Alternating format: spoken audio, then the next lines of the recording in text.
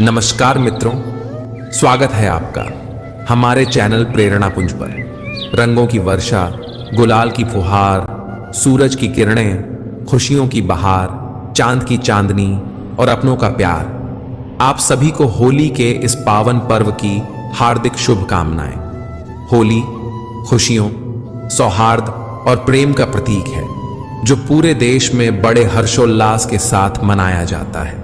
ये त्योहार न केवल रंगों की मस्ती से भरा होता है, बल्कि इसके पीछे कई प्राचीन कथाएं भी जुड़ी हुई हैं जो हमें जीवन में अच्छाई की जीत और बुराई के नाश का संदेश देती हैं। होली का त्योहार हमारे प्रमुख पर्वों में से एक है जिसे फाल्गुन मास की पूर्णिमा को पूरे भारतवर्ष में धूमधाम से मनाया जाता है। इस दिन की शुरुआत होलिका दहन से होती है, जिसे बुराई पर अच्छाई की विजय का प्रतीक माना जाता है। फाल्गुन पूर्णिमा की शाम को मंदिरों, चौराहों या खुले स्थानों पर लकड़ियों का ढेर इकट्ठा करके होलिका दहन किया जाता है। इस अग्नि में नई फसल के गेहूं की बालियां और चने के होले भूने जाते हैं, जो नई फसल की समृद्धि और उर्वरता का प्रतीक है।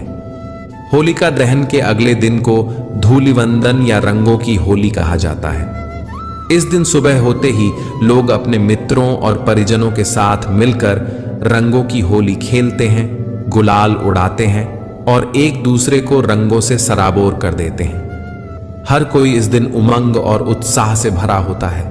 लोग गले मिलकर बधाइयां देते हैं और मीठे पकवानों का आनंद लेते हैं। होली केवल रंगों का त्योहार नहीं, बल्कि यह समाज में प्रेम, भाईचारे और एकता का संदेश देता है। विभिन्न क्षेत्रों में इसे अलग अलग परंपराओं के साथ मनाया जाता है, लेकिन इसकी मूल भावना एक ही होती है: सभी भेदभाव भुलाकर एक दूसरे के साथ खुशियां बांटना। इस अवसर पर संगीत, नृत्य और लोकगीतों की धूम होती है, जिससे माहौल और भी उल्लासमय हो जाता है। मित्रों, जैसा कि हम जानते हैं, होलिका दहन के दिन लकड़ियों और उपलों का संग्रह कर अग्नि प्रज्वलित की जाती है और इसकी परिक्रमा की जाती है। लेकिन क्या आप जानते हैं कि इस परिक्रमा का आध्यात्मिक और वैज्ञानिक महत्व क्या है? आइए इस विषय पर चर्चा करें। होलिका पूजा और दहन में परिक्रमा को अत्यंत शुभ माना गया है। ऐसा कहा जाता है कि परिक्रमा करते समय यदि मन में सच्चे हृदय से कोई इच्छा प्रकट की जाए तो वह अवश्य पूर्ण होती है। परिक्रमा की संख्या भी मनोकामना के अनुरूप ही तय की जाती है। इसके अलावा होलिका दहन के दौरान उपलों को जलाने का भी विशेष महत्व होता है। कितने उपले जलाने हैं और उनका आकार क्या होना चाहिए, यह भी व्यक्ति की मनोकामना के अनुसार निर्धारित किया जाता है। परिक्रमा और उपले आपकी इच्छाओं को पूर्ण करने में सहायक माने जाते हैं, लेकिन इसके साथ ही प्रसाद चढ़ाने की भी विशेष परंपरा है।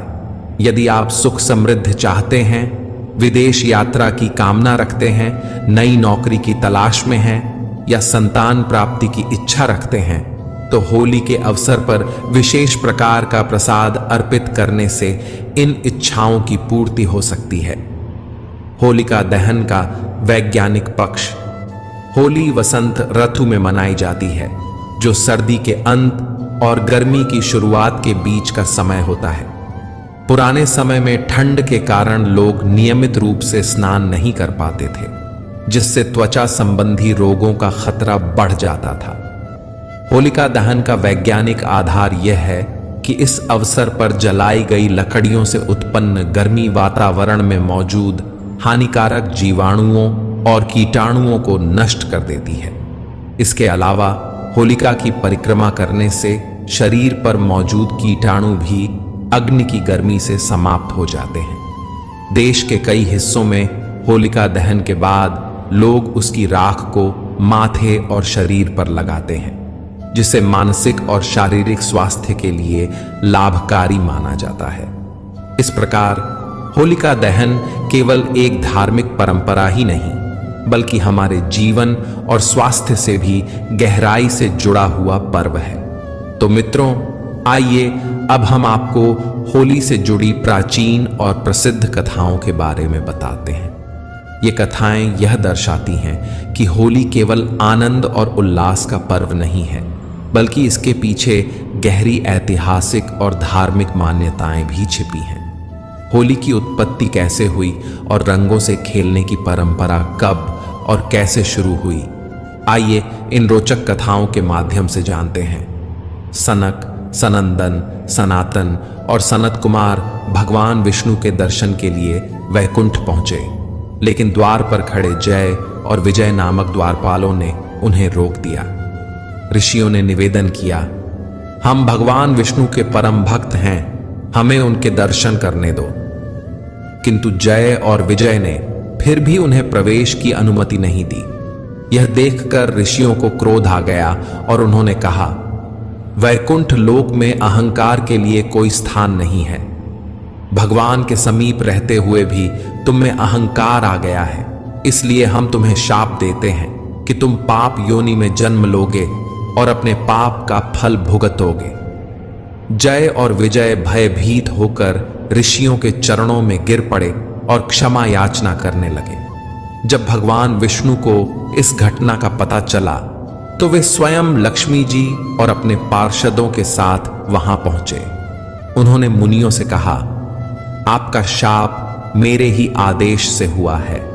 विजय पृथ्वी पर जन्म लेंगे और मेरे ही हाथों उनका उद्धार होगा।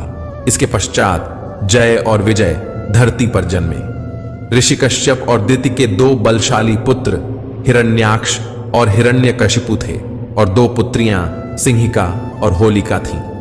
वे दोनों अत्यंत बलशाली और पराक्रमी हुए। हिरण्याक्ष अपने विशाल शरीर और हजारों भुजाओं से संपूर्ण पृथ्वी को उठाकर रसातल में ले गया। यह देखकर सभी देवता भयभीत होकर भगवान विष्णु की शरण में गए। भगवान विष्णु ने वराह अवतार धारण किया और हिरण्याक्ष का वध कर पृथ्वी को पुनः उसके स्थान पर स्थापित किया। सिंहिका को हनुमान जी ने लंका जाते वक्त रास्ते में मार दिया था। अब बचे हिरण्यकशिपु और होलिका। इन्हीं की है यह कथा। कथा शुरू करने से पहले एक बार जरूर बोले श्री हरि विष्णु भगवान की जय। तो आइए मित्रों, सुनते हैं होलिका दहन की पौराणिक कथा। हिरण्याक्ष की मृत्यु के बाद उसका भाई हिरण्यकशिपु अत्यंत क्रोधित हुआ। वह त्रेता लोक पर विजय प्राप्ति के लिए हिरण्यकश्यपु ब्रह्मा की तपस्या में लीन था। असुर राज हिरण्यकशिपु की तपस्या से प्रसन्न होकर ब्रह्मा जी ने उसे वर मांगने को कहा तो उसने कहा कि अमृता का वरदान चाहिए। ब्रह्मा जी ने कहा कि यह संभव नहीं, कुछ और मांगो। तो उसने कहा कि आपके बनाए किसी प्राणी, मनुष्य, पशु, देवता, दैत्य, नागादि किसी से मेरी मृत्यु ना हो। मैं समस्त प्राणियों पर राज्य करूं। मुझे कोई न दिन में मार सके, न रात में, न घर के अंदर मार सके, न बाहर। यह भी कि कोई न किसी अस्त्र के प्रहार से और न किसी शस्त्र के प्रहार मार सके, न भूमि पर, न आकाश में, न पाताल में, न स्वर्ग में। ब्रह्मा जी तथास्तु कहकर उसे वर प्रदान करके अंतर्धान हो गए। हिरण्यकशिपु जब तपस्या में लीन था तब उसी दौरान देवों ने असुरों पर आक्रमण कर उन्हें परास्त कर दिया था और देवराज इंद्र हिरण्यकशिपु की गर्भिणी पत्नी क्याधु को बंदी बनाकर ले गए थे। परंतु बीच रास्ते में ही उनकी मुलाकात देवऋषि नारद से हुई। नारद जी ने इंद्र को उपदेश दिया कि आप ये पाप कर रहे हैं। उपदेश सुनकर इंद्र हिरण्यकशिपु की पत्नी कयाधु को महर्षि के आश्रम में छोड़कर स्वयं देवलोक चले गए। गर्भवती कयाधु को नारद ने विष्णु भक्ति और भागवत तत्व से अवगत कराया। यह ज्ञान गर्भ में पल रहे पुत्र प्रहलाद ने भी प्राप्त किया। इधर हिरण्यकश्यप जब लौटा तो इस वरदान ने उसके भीतर अजर अमर होने का भाव उत्पन्न हो गया। इसके चलते उसने धरती पर अत्याचार शुरू कर दिया था। उसने देवों को अपना दास बनाया, आर्षि मुनियों व भगवत भक्तों को तंग करने लगा, यज्ञों को नष्ट भ्रष्ट करने लगा। उसने आदेश दिया कि उसके राज्य में किसी भी देवता की पूजा नहीं होगी। उसने कहा कि हिरण्याय नमः के अतिरिक्त अन्य किसी भी मंत्र का उच्चारण नहीं किया जाएगा। पूरे राज्य में स्वयं उसी की पूजा की जाए, अन्य किसी की नहीं। जो ऐसा नहीं करे उन्हें वह मार दिया जाए। उचित समय पर बाद में प्रहलाद का जन्म हुआ तो राज्य में खुशियां मनाई गईं।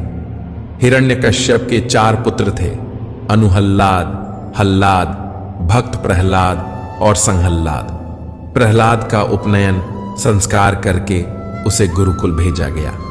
कुछ समय बाद हिरण्यकश्यप को यह जानने की उत्सुकता हुई कि गुरुकुल में मेरे पुत्र क्या सीख रहे हैं। उसने प्रहलाद को बुलाकर पूछा, तुमने गुरुकुल में क्या सीखा? प्रहलाद ने कहा कि भगवान विष्णु की नवविध भक्ति सीखी। अपने पुत्र के मुख से अपने शत्रु विष्णु का नाम सुनकर हिरण्यकश्यपु क्रोधित हो गया। कई बार समझाने पर भी प्रहलाद ने विष्णु की पूजा पाठ बंद नहीं की, तो इससे क्रोधित होकर हिरण्यकश्यपु ने अपने गुरु को बुलाकर कहा कि ऐसा कुछ करो कि यह विष्णु का नाम रटना बंद कर दे। गुरु ने बहुत कोशिश की किंतु वे असफल रहे।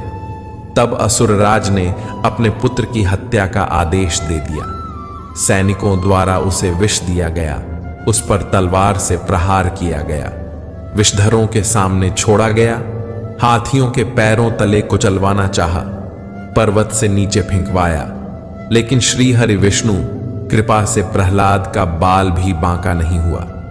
उल्लेखनीय है कि फाल्गुन शुक्ल सप्तमी को प्रहलाद को बंदी बनाकर पूरे 8 दिन तक त्रास दिया गया। हर तरह से मारने का प्रयास किया। हिरण्यकश्यपु को चिंता होने लगी कि यह नहीं मरा तो लोग विष्णु की ही भक्ति करने लगेंगे। उसकी चिंता को देखकर उसकी बहन होलिका ने कहा कि आप चिंता ना करें भैया, मुझे ब्रह्मा से वरदान प्राप्त है कि मैं किसी भी प्रकार से अग्नि में जलकर नहीं मर सकती हूं। अग्नि में तो सभी भस्म हो ही जाते हैं। तब हिरण्यकशिपु ने अपनी बहन होलिका से कहा कि तुम प्रहलाद को अपनी गोदी में लेकर अग्नि में बैठ जाओ, जिससे वह जलकर भस्म हो जाएगा। होलिका को वरदान था कि उसे अग्नि तब तक कभी हानि नहीं पहुंचाएगी जब तक कि वह किसी सद्वृत्ति वाले मानव का अहित करने की न सोचे। होलिका यह बात भूल गई थी। वह अपने भाई की बात को मानकर अपने भतीजे प्रहलाद को गोदी में लेकर अग्नि में बैठ गई। उस दिन फाल्गुन माह की पूर्णिमा थी। सद्वृत्ति वाले प्रहलाद का अहित करने के प्रयास में होलिका तो स्वयं जलकर भस्म हो गई और प्रहलाद श्री हरि विष्णु का नाम जपते हुए अग्नि से बाहर आ गया। यह देखकर तो हिरण्यकश्यपु और भी ज्यादा क्रोधित और चिंतित हो गया। इस घटना के बाद हिरण्यकश्यपु ने प्रहलाद को एक खंभे से बांध दिया। फिर भरी सभा में प्रहलाद से पूछा, किसके बलबूते पर तू मेरी आज्ञा के विरुद्ध कार्य करता है? प्रहलाद ने कहा, आप अपना असुर स्वभाव छोड़ दें। सबके प्रति समता का भाव लाना ही भगवान की पूजा है। हिरण्यकश्यपु ने क्रोध में कहा, तू मेरे सिवा किसी और को जगत का स्वामी बताता है। कहां है वह तेरा जगदीश्वर? क्या इस खंभे में है जिससे तू बंधा है? यह कहकर हिरण्यकश्यपु ने खंभे में घूंसा मारा। तभी खंभा भयंकर आवाज करते हुए फट गया और उसमें से एक भयंकर डरावना रूप प्रकट हुआ, जिसका सिर सिंह का और धड़ मनुष्य का था। पीली आंखें, बड़े बड़े नाखून, विकराल चेहरा और तलवार सी लपलपाती जीभ, यही नृसिंह अवतार थे। उन्होंने तेजी से हिरण्यकश्यप को पकड़ लिया और संध्या की वेला में, न दिन में न रात में, सभा की दहली पर, न बाहर न भीतर, अपनी जांघों पर रखकर न भूमि पर न आकाश में, अपने नखों से न अस्त्र से न शस्त्र से उसका कलेजा फाड़ डाला। हजारों सैनिक जो प्रहार करने आए, उन्हें भगवान नृसिंह ने हजारों भुजाओं और नखरूपी शस्त्रों से खदेड़कर मार डाला। फिर क्रोध से भरे नृसिंह भगवान सिंहासन पर जा बैठे। तब प्रहलाद ने दंडवत होकर उनकी प्रार्थना पूजा की। प्रहलाद का राज तिलक करने के बाद नृसिंह भगवान चले गए। मित्रों, यह तो थी भगवान नृसिंह की कथा। मान्यताओं के अनुसार और भी कथाएं हैं जो होली के संबंध प्रचलित है, तो चलिए आगे की कथा सुनते हैं। दूसरी कथा है राधा कृष्ण की होली। द्वापर युग की एक रोचक कथा के अनुसार जब भगवान श्री कृष्ण शिशु अवस्था में थे, तब कंस ने उन्हें मारने के लिए पूतना नाम की राक्षसी को गोकुल भेजा। फाल्गुन पूर्णिमा के अगले दिन पूतना ने अपने स्तनों पर विष लगाकर नन्हे कान्हा को स्तनपान कराने का प्रयास किया, लेकिन श्री कृष्ण ने दूध पीते पीते ही उसका वध कर दिया। इस घटना के बाद कान्हा का रंग और भी सांवला हो गया। जैसे जैसे वे बड़े हुए, उन्हें अपने सांवले रंग को लेकर चिंता सताने लगी। एक दिन उन्होंने अपनी माता यशोदा से अपनी परेशानी व्यक्त की। माता यशोदा ने मुस्कुराते हुए कहा कि यदि तुम्हें राधा के गोरे रंग से समस्या है तो तुम उसे भी किसी भी रंग में रंग दो। बस फिर क्या था। यह सुनते ही कान्हा अपने सखाओं के साथ अनेक रंग लेकर फाल्गुन पूर्णिमा के अगले दिन बरसाना गांव की ओर दौड़ पड़े। जैसे ही कान्हा ने राधा को देखा, उन्होंने शरारत करते हुए उन पर तरह तरह के रंग डाल दिए, जिससे राधा का मुख लाल पीला हो गया। यह देख अन्य गोपियां उन्हें बचाने आईं, लेकिन कान्हा के सखाओं से वे भी नहीं बच सकी। देखते ही देखते रंगों की बौछार होने लगी। पूरा वातावरण उल्लास से भर उठा। गोपियों ने भी बदला लेने के लिए श्री कृष्ण और उनके मित्रों पर माखन और पानी से भरी मटकियां फोड़ दी। इस तरह हंसी ठिठोली और प्रेम से भरे इस आयोजन ने होली के रंगों की परंपरा को जन्म दिया, जो आज भी हर वर्ष बड़े धूमधाम से मनाई जाती है। नंदगांव और बरसाने की होली। श्री कृष्ण जब नंदगांव छोड़कर मथुरा चले गए, तब भी उनकी याद में ब्रजभूमि में होली का उत्सव उसी उल्लास से मनाया जाता रहा। विशेष रूप से नंदगांव और बरसाना की होली अपनी अनोखी परंपरा के लिए प्रसिद्ध हो गई। होली के अवसर पर हर वर्ष नंदगांव के पुरुष बरसाना गांव में गोपियों के साथ होली खेलने जाते, लेकिन यहाँ की होली साधारण नहीं थी। गोपियां रंगों के साथ साथ लाठियों से भी उनका स्वागत करती थीं। यही कारण है कि इस परंपरा को लठमार होली कहा जाने लगा। नंदगांव के ग्वाल जब बरसाना पहुंचते तो वहां की गोपियां लाठियों से उन्हें छेड़ती और वे खुद को बचाने के लिए ढाल का प्रयोग करते। यह अनूठी होली प्रेम, मस्ती और हंसी ठिठोली से भरपूर होती थी। ब्रजवासियों के लिए यह केवल एक खेल नहीं, बल्कि कृष्ण राधा के प्रेम और ब्रज की संस्कृति का प्रतीक बन गया।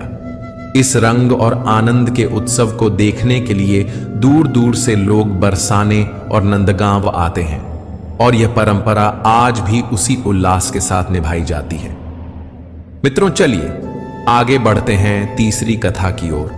और यह तीसरी कथा श्री कृष्ण द्वारा युधिष्ठिर को सुनाई गई ढोंढा राक्षसी की कथा है। भविष्य पुराण के अनुसार एक दिन युधिष्ठिर ने भगवान श्री कृष्ण से प्रश्न किया, प्रभु, हर वर्ष फाल्गुन पूर्णिमा के दिन लोग त्योहार क्यों मनाते हैं? इस दिन होलिका दहन की परंपरा क्यों है और इसकी शुरुआत किस कारण हुई? इस पर श्री कृष्ण ने उत्तर देते हुए कहा, इस उत्सव की शुरुआत सतयुग में हुई थी। उस समय रघु नाम के एक पराक्रमी राजा का राज्य था, जहां ढोंढा नाम की एक भयंकर राक्षसी का आतंक फैला हुआ था। यह राक्षसी छोटे बच्चों को पकड़कर खा जाती थी और उसे मारना असंभव प्रतीत होता था, क्योंकि उसने भगवान शिव से एक विशेष वरदान प्राप्त किया था। श्री कृष्ण ने आगे बताया कि ढोंढा राक्षसी ने कठिन तपस्या कर शिवजी को प्रसन्न किया और उनसे यह वरदान प्राप्त किया कि कोई भी देवता या मानव उसे मार न सके, न ही कोई अस्त्र शस्त्र उसका संहार कर सके।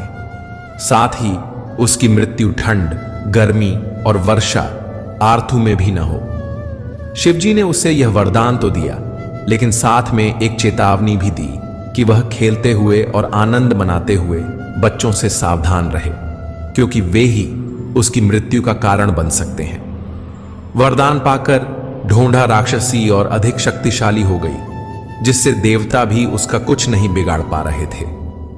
वह अब निडर होकर छोटे बच्चों को अपना शिकार बनाने लगी, जिससे पूरे राज्य में भय व्याप्त हो गया। राजा रघु इस राक्षसी के आतंक से बहुत चिंतित थे। उन्होंने अपने पुरोहित से इसका समाधान पूछा। पुरोहित ने शिवजी के दिए वरदान को ध्यान में रखते हुए एक युक्ति सुझाई।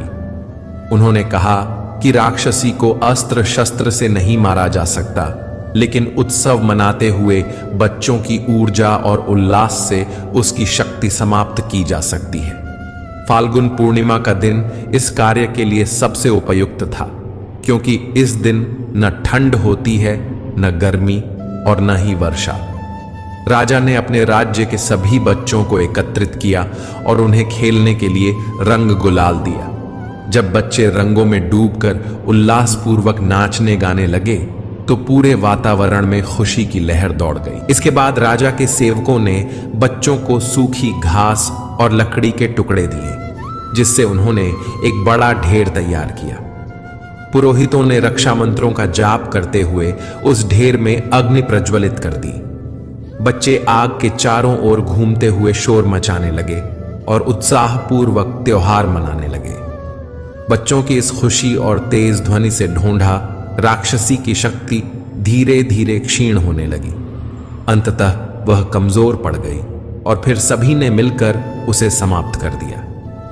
जब ढूंढा राक्षसी का अंत हो गया तो पूरे राज्य में हर्षोल्लास का माहौल बन गया। लोगों ने रंग गुलाल उड़ाकर अपनी खुशी प्रकट की और राजा रघु का धन्यवाद किया। तभी से फाल्गुन पूर्णिमा के दिन लकड़ी और घास जलाने, अग्नि की परिक्रमा करने और रंगों से खेलने की परंपरा शुरू हुई, जिसे आज हम होली के रूप में मनाते हैं। मित्रों, चौथी कथा है कामदेव और शिव की पौराणिक कथा। जब माता सती अपने पिता दक्ष के यज्ञ में कूदकर भस्म हो जाती हैं, तब उनके वियोग में भगवान शिव गंगा और तमसा नदी के संगम किनारे गहन तपस्या में लीन हो जाते हैं। इसी दौरान दो महत्वपूर्ण घटनाएं घटित होती हैं। पहली घटना यह कि तारकासुर नामक असुर कठोर तपस्या कर ब्रह्मा जी से अमृता का वरदान मांगता है।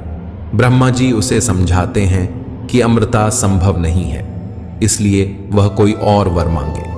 तब तारकासुर वरदान मांगता है कि उसे केवल शिव जी का पुत्र ही मार सके। वह जानता था कि माता सती भस्म हो चुकी हैं और शिव जी अपनी तपस्या में लीन है, जो हजारों वर्षों तक चलने वाली है। ऐसे में शिव जी का कोई पुत्र नहीं होगा और कोई उसका वध नहीं कर सकेगा। वरदान प्राप्त करते ही उसने तीनों लोकों पर अपना आतंक फैलाना शुरू कर दिया और स्वर्ग का अधिपति बन बैठा। दूसरी घटना यह होती है कि माता सती अगले जन्म में हिमवान और मैना देवी के घर पार्वती के रूप में जन्म लेती हैं। इस जन्म में वे भगवान शिव को पुनः प्राप्त करने के लिए कठोर तपस्या में लीन हो जाती हैं। जब देवताओं को यह पता चलता है तो वे मिलकर विचार करते हैं कि शिव जी की तपस्या को कैसे भंग किया जाए। वे माता पार्वती से प्रार्थना करते हैं कि वे शिव जी को पुनः संसारिक जीवन में लाने का प्रयास करें, लेकिन माता पार्वती इसके लिए तैयार नहीं होती। तब देवताओं की सहमति से कामदेव और देवी रति इस कार्य का जोखिम उठाने का निर्णय लेते हैं। फाल्गुन मास में कामदेव और रति भगवान शिव की तपस्या स्थल पर पहुंचते हैं। वहां वे नृत्य और गान करने लगते हैं। इसके बाद कामदेव एक आम के पेड़ के पीछे छिपकर अपने पुष्प बाणों से शिवजी पर वार करने लगते हैं। एक एक करके कई बाण चलाने के बाद अंत में एक बाण भगवान शिव के हृदय पर आकर लगता है, जिससे उनकी तपस्या भंग हो जाती है। शिव जी ने जब ध्यान खोला तो उन्होंने आम के पेड़ के पीछे छिपे कामदेव को देख लिया। उनके भीतर क्रोध की अग्नि धधक उठी और उन्होंने अपने तीसरे नेत्र को खोल दिया।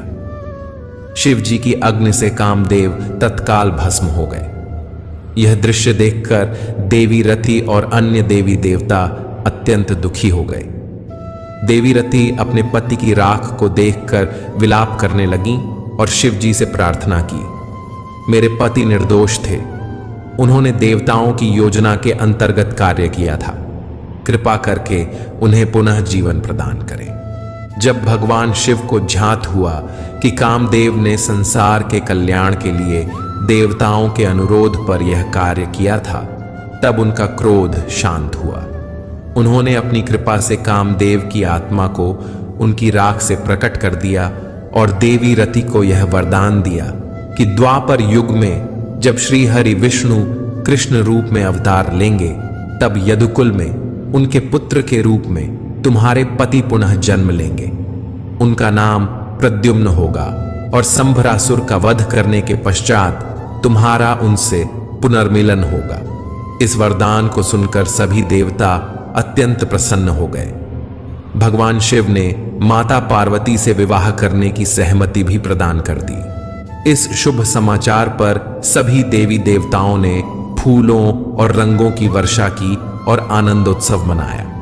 अगले दिन उत्सव का आयोजन हुआ जिसमें रंग गुलाल उड़ाया गया। धार्मिक मान्यता के अनुसार होलिका दहन फाल्गुन पूर्णिमा की रात को किया जाता है और अगले दिन धुलेंडी पर रंगों का उत्सव मनाया जाता है। धुलेंडी का प्रारंभ देवी देवताओं को रंग अर्पित करके किया जाता है। प्रत्येक देवी देवता का एक प्रिय रंग होता है और उन्हें वह रंग समर्पित करने से शुभ फल की प्राप्ति होती है।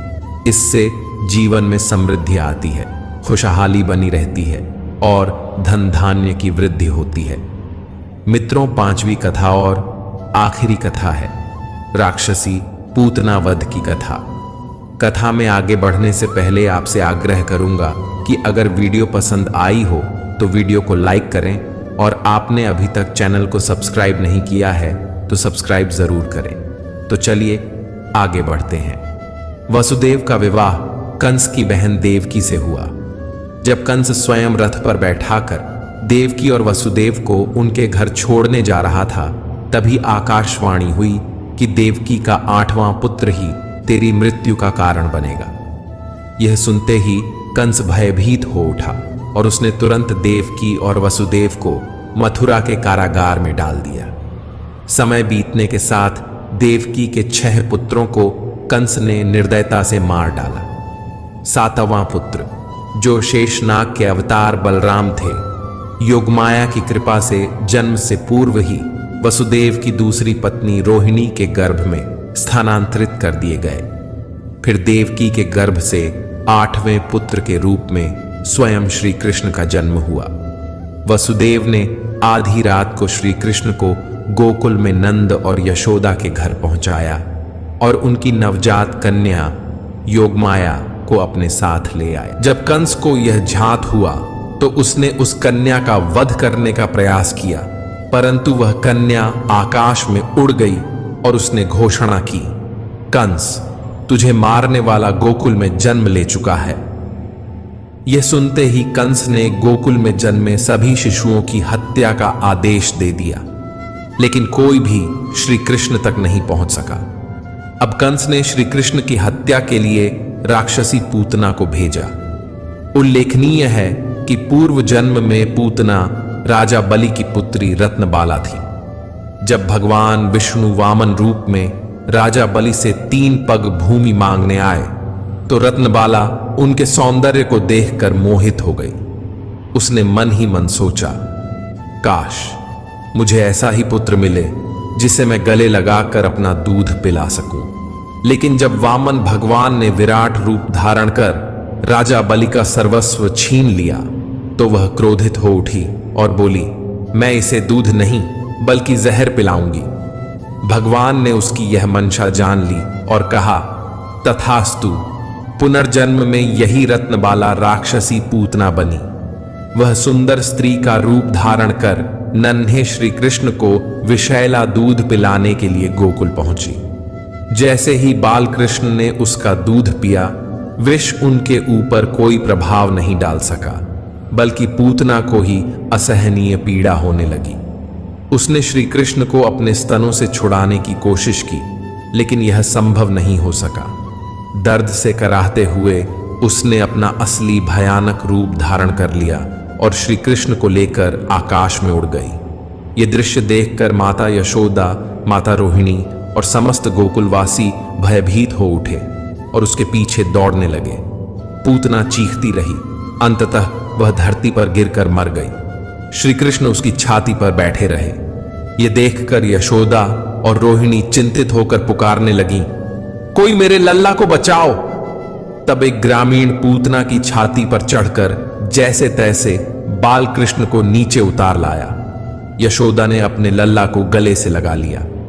जब नंद बाबा घर लौटे तो उन्हें इस घटना का पता चला। एक वृद्ध महिला ने कहा, ऐसी भयंकर राक्षसी के हाथों से बच जाना कोई साधारण घटना नहीं, ये तो स्वयं देवताओं का चमत्कार है। ऋषि शांडिल्य से पूजा और दान करवाओ और उत्सव मनाओ। यह दिन फाल्गुन पूर्णिमा का था। बुराई का अंत हुआ था, इसलिए गोकुल वासियों ने इस खुशी में जमकर रंग खेला, नृत्य किया और उल्लासपूर्वक उत्सव मनाया। तभी से होली के त्योहार में रंग और भंग का समावेश होने लगा।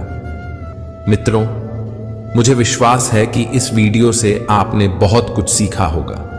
अगर आपको यह वीडियो पसंद आया हो तो इसे लाइक करें और अपने दोस्तों के साथ शेयर करें। कमेंट में जय श्री राधे कृष्ण लिखना ना भूलें। ऐसे ही और ज्ञानवर्धक वीडियो देखने के लिए हमारे चैनल को सब्सक्राइब करें और घंटी के बटन को भी दबाएं। अंत तक मुझे सुनने के लिए आपका बहुत बहुत धन्यवाद।